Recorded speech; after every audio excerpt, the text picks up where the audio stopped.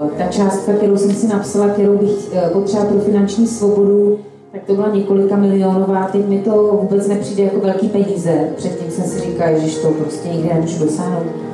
A v podstatě necítím takový ty bloky, které jsem měla předtím pro ty kroky, které musím podniknout, abych se finančně svobodnou stala. V podstatě jakoby já vím, co mám dělat, akorát jsem si hledala ty cestičky, proč to nedělá, takže se mi nechce a tak.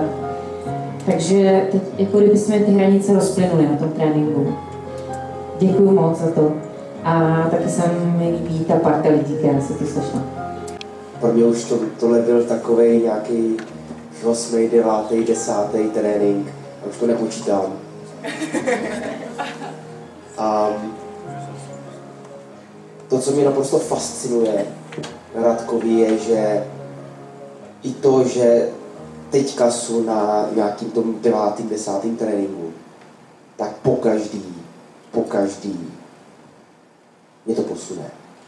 Něco najdu, něco si uvědomím, někam se posunu a mám ten pocit, že prostě ty 2 dny, který jsem tady byl, tak jsem za ně strašně vděčný, že jsem tady došel. To je můj 3. kurz a mě zase duší srdce. Takže to funguje. No, je to jako, fakt to funguje, no. Ty emoce, všechno dohromady. Takže to jako moc děkuju, protože vím, že to se mnou něco dělá a že mě to zase posunulo o něco dál, jako vždycky s tebou. Já teďka po tom semináři cítím, že už ten nový program, nebo už daleko lépe vím, co toto myšlení milionářů znamená. Tyjo, já jsem zvědavý, co přijde. A líbí se mi to provedení, líbí se mi ta energie, líbí se mi tvůj, Radko, způsob, jak ty to děláš. Původně jsem si myslela, že sem až tolik nepatří. Ale dneska se roztočily kola a já ti strašně moc děkuju. Vážím si toho, že se mohu takhle vzdělávat tímhle způsobem. A vážím si toho, že vlastně jsi mě nakopnul. Moc děkuji. Každopádně jsem moc ráda, že jsem tady mohla být. Děkuju. Bylo to skvělé, bylo to náročné, ale bylo to úžasné. A myslím si, že mě to posunulo hodně dopředu. Děkuju. Díky.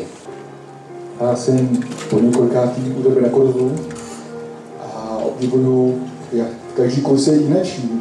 Jo, když se třeba za rok opakuje, tak zase tam něco nového. A to náboj, jo, tak to lítá, ta energie, náboj.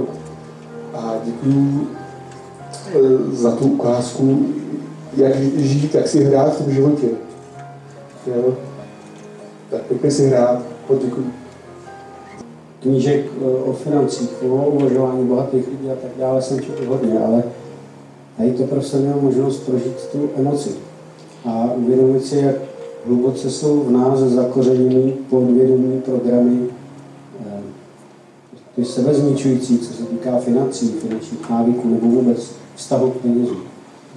A tady jsem měl možnost prožít a odžít vlastně a propustit skutečně. Teď tím, že si to člověk jenom přečte v knížce, tak mu to doteče do hlavy, ale nedoteče mu to do srdce, nedoteče mu to do jeho systému, když to tak řeknu.